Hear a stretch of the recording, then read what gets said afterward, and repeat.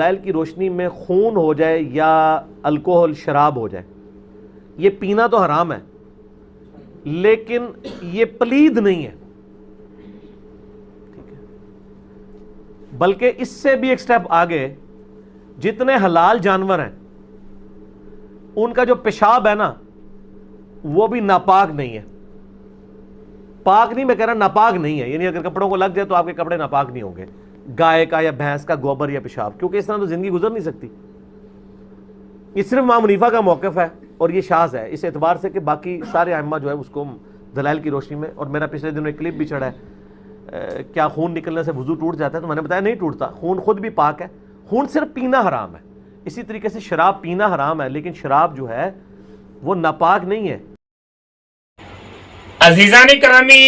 Engineer محمد علی مرزا صاحب سے سوال کیا گیا شراب کے حکم کے بارے میں کہ شراب اس کا حکم کیا ہے، تو اس جدید فقیہ نے شراب کے حکم کو دو حصوں میں تقسیم کر کے اپنے جو فالوور ہیں اس کے ان کو پیش کر دیا ہے کہ یہ شراب جو ہے یہ پینے کے اعتبار سے نجس ہے، ویسے شراب پاک ہے، شراب اگر کپڑوں کو لگ جائے یا جسم کو لگ جائے تو اس کا کوئی اثر نہیں ہوتا۔ اب بیٹھے ہیں سامنے جو ان پڑھ سرکار، وہ بھی تو پوچھتے ہیں اس کے اوپر کوئی دلیل تو دیں، کوئی حدیث یا کوئی قرآن کی آیت، تو کوئی حدیث کوئی دلیل نہیں ہے۔ پھر جب دلیل ہی نہیں ہے تو کیسے اتنی بڑی بات کر لی مرزا نے، حالانکہ اپنے آپ کو علمی کتابی کہتا ہے، تو اس کا علمی کتابی کہاں گیا؟ کتاب بھی ختم، علم بھی ختم، یہ اپنی طرف سے اتنا بڑا مسئلہ اس نے بیان کر دیا، کیسے کر دیا؟ اب آ جاتی ہے قرآن مجید کی طرف، تو سری آیت قرآن مجید کے اندر آئی ہے کہ انما الخمر والمیسر والانصاب رجس من عمل الشیطان، وہاں آتا ہے لفظ رجس، اسی کی طرف اشارہ کرتے ہوئے کہ قرآن مجید کے اندر کہ یہ شراب جو ہے یہ رجس ہے، یعنی نجس ہے۔ اب یہ عمومی حکم ہے، تو اگر اس قرآن مجید کے اس عمومی حکم کو آپ نے تقسیم ہی کرنا ہے تو پھر اس کے اوپر کوئی دلیل لے کر آئیں، جہاں حضور صلی اللہ علیہ وسلم نے یہ بیان کیا ہو کہ یہ پینے کے اعتبار سے تو نجس ہے، ویسے یہ نجس نہیں ہے، یا حضور صلی اللہ علیہ وسلم نے حکم دیا ہو کہ اگر یہ کپڑوں کو لگ جائے تو آپ جو ہے کپڑے دھوئے بغیر آپ نماز پڑھ لیا کرو، آپ دلیل پیش کریں۔ ہاں اس کے مخالف میں یعنی آپ صلی اللہ علیہ وسلم سے سینکڑوں حدیث ایسی بھی ملیں گی آپ کو جن میں نبی صلی اللہ علیہ وسلم نے صرف پینے کا مسئلہ نہیں بلکہ اور بھی کئی سارے احکامات شراب کے متعلق بیان کیے ہیں۔ جیسے کہ ایک بخاری شریف میں روایت ہے کہ فتح مکہ کے موقع پر آپ صلی اللہ علیہ وسلم نے یہی آیت پڑھی، قرآن مجید کی تلاوت کی، اور پھر آپ نے ارشاد فرمایا یہ شراب جو ہے یہ حرام ہے، صرف پینے کے اعتبار سے نہیں بلکہ اس کی تجارت بھی حرام ہے۔ آپ نے علل اعلان شراب بیچنا اور اس کے خرید و فروخت کو بھی آپ نے حرام کر دیا، تو اس سے بھی اشارہ ملتا ہے کہ شراب نجس ہے، ہر اعتبار سے اس کی بیع بھی حرام ہے۔ اور پھر اسی طریقے سے حضرت انس رضی اللہ تعالیٰ عنہ سے ایک روایت ملتی ہے شراب کے متعلق کہ پوچھا گیا نبی صلی اللہ علیہ وسلم سے کہ اللہ کے نبی صلی اللہ علیہ وسلم اس شراب کو ہم سرکہ بنا لیں؟ اب سرکہ کیا ہوتا ہے کہ شراب کے نشے کو ختم کر دیا جائے، اس کے اندر نمک ڈال کر اس کو شراب کے جو اثرات ہیں اسے نکال کر اس کو ایک اور چیز میں کنورٹ کر دیا جائے، سرکہ بنا دیا جائے۔ تو یہ پوچھا گیا نبی صلی اللہ علیہ وسلم سے اس شراب کو ہم سرکہ بنا کر استعمال کر سکتے ہیں؟ آپ نے منع کر دیا، آپ نے فرمایا نہیں، شراب نجس ہے، اس کو سرکہ بناؤ گے تو بھی یہ نجس رہے گی۔ اس سے بھی اشارہ یہی ملتا ہے عزیزان کرامی کہ شراب پاک نہیں، شراب ہر اعتبار سے نجس ہے۔ پھر آگے ایک حدیث آتی ہے مسلم شریف میں کہ حضور صلی اللہ علیہ وسلم نے فتح مکہ کے موقع پر آپ صلی اللہ علیہ وسلم نے بہت ساری حرمت والی چیزوں کا بیان کیا، جیسے کہ آپ صلی اللہ علیہ وسلم نے مردار اور مردار کی جو چیزیں ہیں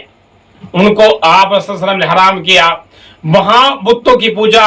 اور اسی طریقے سے بتوں کی خرید و فروخت، اور اسی طریقے سے وہاں آپ صلی اللہ علیہ وسلم نے شراب اور شراب کے لین دین اور تجارت کو بھی آپ نے حرام کر دیا۔ وہاں سوال یہ آتا ہے، وہاں کسی نے سوال کر دیا کہ اللہ کے نبی صلی اللہ علیہ وسلم مردار کی یعنی جو جانور مر جاتا ہے इसकी जो चर्बी होती है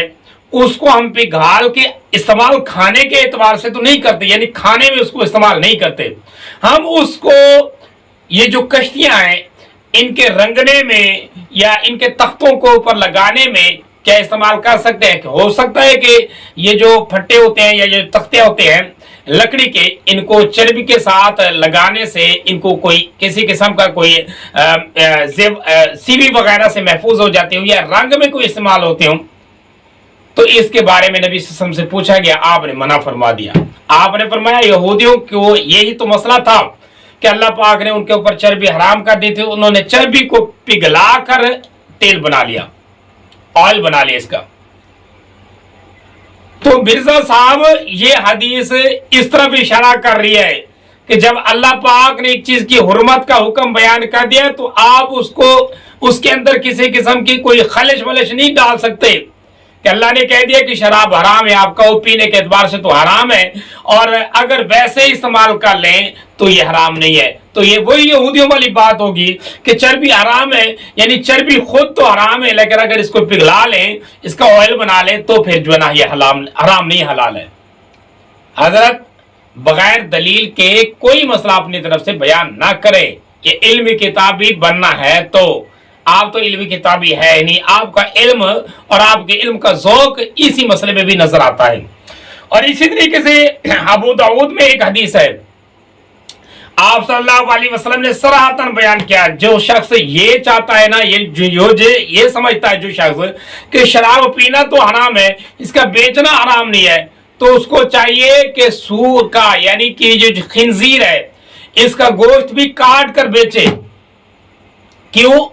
क्यों कहा नबी सल्लल्लाहु अलैहि वसल्लम ने? इसी वजह से कहा आप सल्लल्लाहु अलैहि वसल्लम ने कि जिस तरह हुक्म नजिस ये खिंजीर के गोश्त के ऊपर लगता है, वैसे ही नजिस का हुक्म है ये शराब के ऊपर लगता है। तो ये खिंजीर उलमा के यहाँ बिल इत्तेफाक नजिसुल ऐन है,